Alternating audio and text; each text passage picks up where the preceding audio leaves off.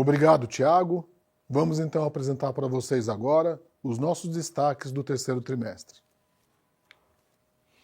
O nosso lucro líquido foi de 257 milhões de reais, um crescimento em relação aos 244 milhões do trimestre anterior. O ROE atingindo 15,5% quando comparado aos 15% do trimestre anterior, também um crescimento. A carteira permanece com índice de cobertura muito adequado. O saldo de provisões totais dividido pelos atrasos acima de 90 dias, quase 390%.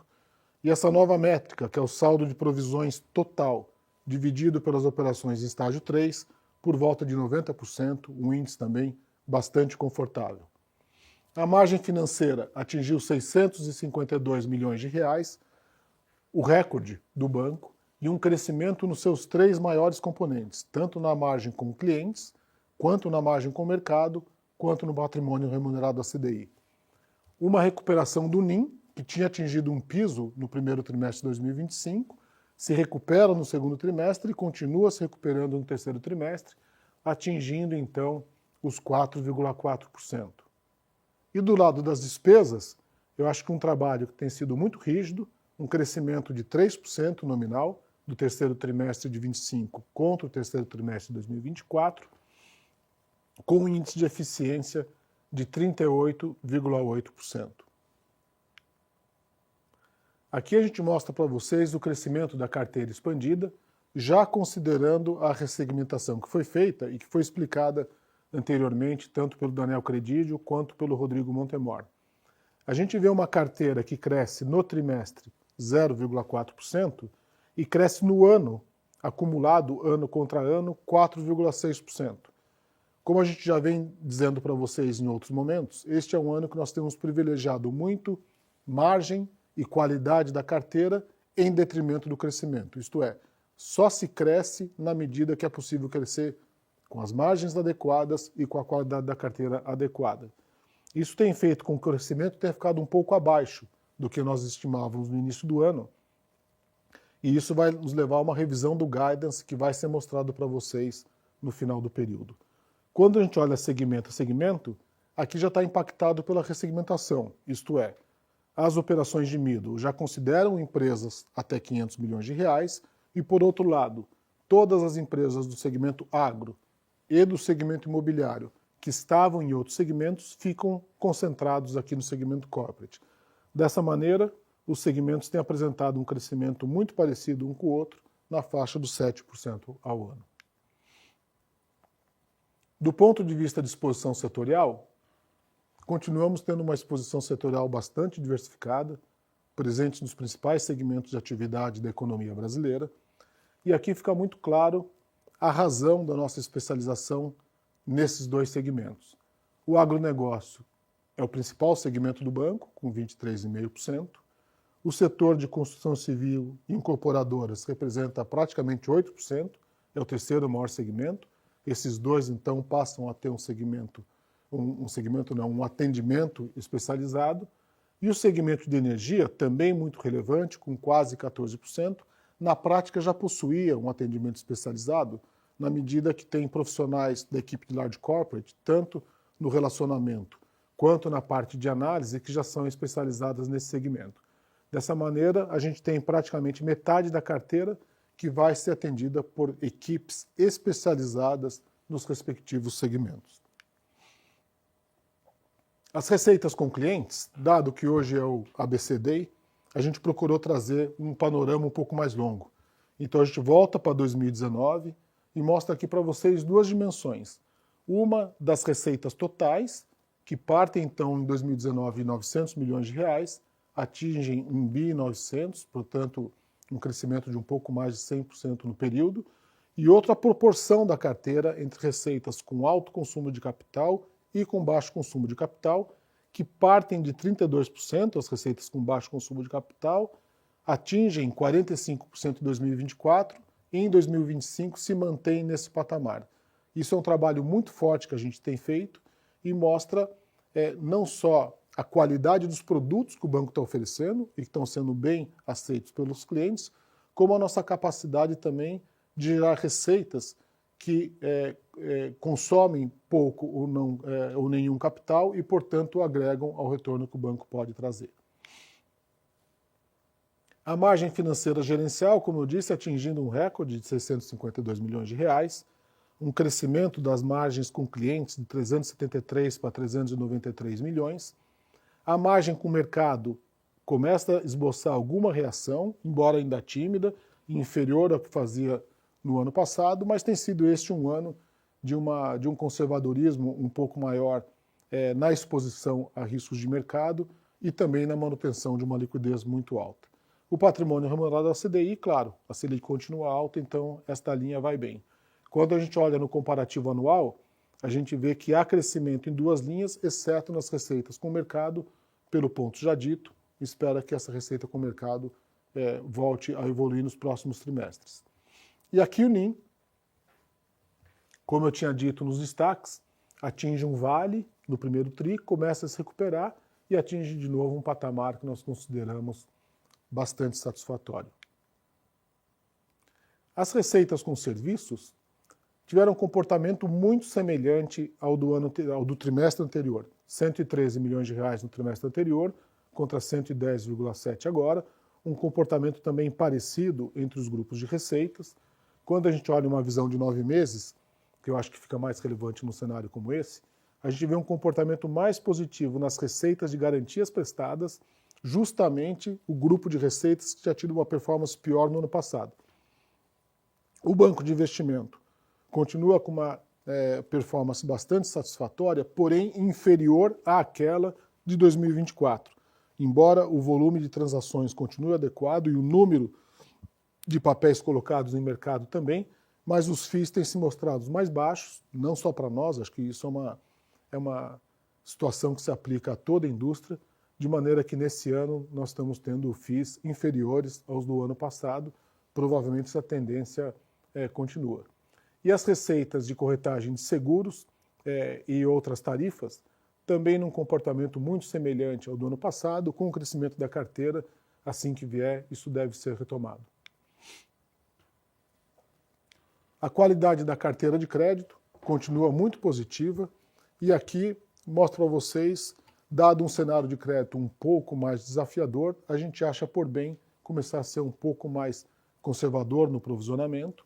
Então o provisionamento sai do piso. A gente sempre fala para vocês que o nosso nível de provisões oscila de acordo com o ciclo econômico de 0,5% a 1%, mais ou menos. Ele vinha vindo a 0,5%, dado o cenário de crédito um pouco mais desafiador, a gente por bem trouxe ele para o centro dessa banda, que é por volta de 0,7%. A gente imagina que isso deva continuar nos próximos trimestres. O nível de provisões, então, vai de 63 milhões, 79, agora 90 milhões de reais, e um saldo de provisões bastante adequado, o banco como um todo tendo 2,4% de provisões, embora as operações em atraso estejam em níveis muito comportados, e o segmento de middle, praticamente 7% de provisão, o segmento corporate 1,9% e o segmento de large corporate 0,9%. As operações com atraso acima de 90 dias continuam caindo, isso reforça o ponto que eu coloquei, de um provisionamento um pouco mais preventivo. Então, as operações com atraso acima de 90 dias saem de 0,9 no primeiro trimestre, caem para 0,7, uma nova queda agora para 0,6% no total da carteira, com comportamento muito benigno, inclusive do middle market, que melhora os seus vencimentos a mais de 90 dias, de 4,1% para os 3,3% atuais. As operações em estágio 2 e 3, esse outro índice que nós vamos nos acostumando, né? As operações em estágio 2 e 3 representavam 5,5% da carteira do banco no primeiro TRI, sobem para 5,8% e agora para 6%. Com crescimento mais de estágio 2, vamos dizer que é um estágio intermediário, que é um estágio onde clientes que nos chamam alguma atenção passam a ser monitorados, do que em estágio 3, que está praticamente constante, um pequeno aumento agora no último TRI. E do ponto de vista de provisões, o índice de cobertura, como eu já tinha dito na tela inicial, 390% ao ano, um índice muito forte, e também nos novos índices, 90% de cobertura sob estágio 3 ou 39% quando consideramos o somatório dos estágios 2 e 3. As despesas vêm se comportando muito bem, como eu disse, um trabalho forte que vem sendo feito. Despesas nominais crescem contra o mesmo trimestre do ano passado 3%, mas se considerarmos 9 meses contra 9 meses, uma oscilação de 4,3%, abaixo do guidance que tinha sido fornecido, faltam só 3 meses para terminar o ano, né? Então, portanto, outro guidance que vai ser revisto e que nós vamos mostrar no final da apresentação. As receitas se comportando ano a ano de maneira muito flat, praticamente o mesmo nível de receitas, isso em parte explicado pelas, vamos dizer assim, pelas menores receitas de margem com o mercado, que esperamos que reaja. Isso faz com que o nosso NIM, que o nosso índice de eficiência, apesar do bom comportamento das despesas, fique ainda em 38,8, acima do guidance da proposta que nós tínhamos no início do ano. Então, terceiro guidance que será revisado e que nós mostraremos para vocês. A parte de captação continua muito confortável, é uma captação muito constante, muito sólida, e é importante que seja assim. Então, o banco tem 36% do seu funding vindo de investidores institucionais, num prazo muito adequado, 19% vindo de pessoas físicas, 12% dos nossos próprios clientes corporates, que também aplicam seus recursos aqui, BNDES contando com praticamente 8%, o patrimônio do banco representa 12% desse funding, e depois o funding internacional, composto de linhas de trade finance e de agências multilaterais e outras. O índice de Basileia fecha o período em 16,7%, vindo de 17,3%. Aqui o principal impacto é a queda de 0,5% dos instrumentos de capital nível 1 e nível 2. A gente já tinha comentado no call anterior que nós íamos aposentar alguns desses títulos, eles foram aposentados no terceiro trimestre, e há um novo lote que foi aposentado agora no quarto trimestre, então a gente pode esperar no quarto trimestre uma redução adicional de mais ou menos 30 basis points nesse índice. O índice, como eu falei, continua muito confortável. A gente tem mostrado para vocês aqui, por exemplo, o índice de capital nível 1 sai de 11,6, 11,3, chega a 11,9, apesar do alto payout que nós temos tido, e mostrando que o banco tem condição de gerar resultados que propiciem uma boa remuneração aos seus acionistas e ainda permitam o banco a crescer suas atividades conforme o planejado. O lucro líquido recorrente de um ano contra o outro praticamente constante, 256,8 agora contra 255,1 milhões no ano passado.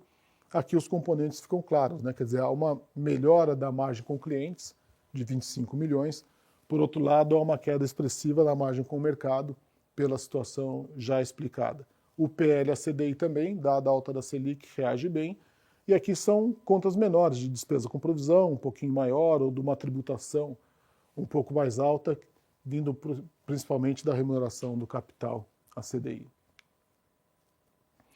Chegamos então finalmente na nossa revisão do guidance. Do ponto de vista de crescimento da carteira expandida, tínhamos um guidance inicial de 7 a 12%. Como eu disse e reafirmo, quando a gente pensa nos 3 grandes pilares de uma atividade comercial, que são, primeiro, qual é a margem que você obtém com clientes, segundo, com que qualidade de carteira, e terceiro, quanto você consegue crescer. Nesse ano nós estamos privilegiando as 2 primeiras, quer dizer, é ter níveis adequados de retorno face ao risco e ter uma carteira muito saudável. E aí se vê o que é possível crescer. O guidance revisado, de crescimento de 1 a 4%, representa um crescimento no último trimestre especificamente de 3 a 6%. Então a gente sabe que o último trimestre tem uma sazonalidade positiva, esperamos que isso aconteça de novo nesse ano, mas estamos dizendo que se nós crescermos de 3 a 6% no último trimestre, nós atingiremos esse guidance revisado de 1 a 4%. Na parte das despesas, como a gente viu, nós estamos crescendo 9 meses contra 9 meses, 4,3%. O nosso guidance era de 6 a 11%. Vimos por bem também revisar, desta vez uma revisão para melhor, de crescimento de despesas entre 4 a 7%. Esperamos performar bem aqui. E o índice de eficiência, como eu disse, embora com um bom trabalho nas despesas, as receitas vieram abaixo do que nós imaginávamos no início do ano, estamos revisando o guidance para 39% a 40%, vamos continuar buscando essa melhoria da eficiência no próximo ano. Era isso que a gente tinha para mostrar para vocês, então agora eu me junto ao Moura e ao nosso CFO Borejo para a sessão de perguntas e respostas.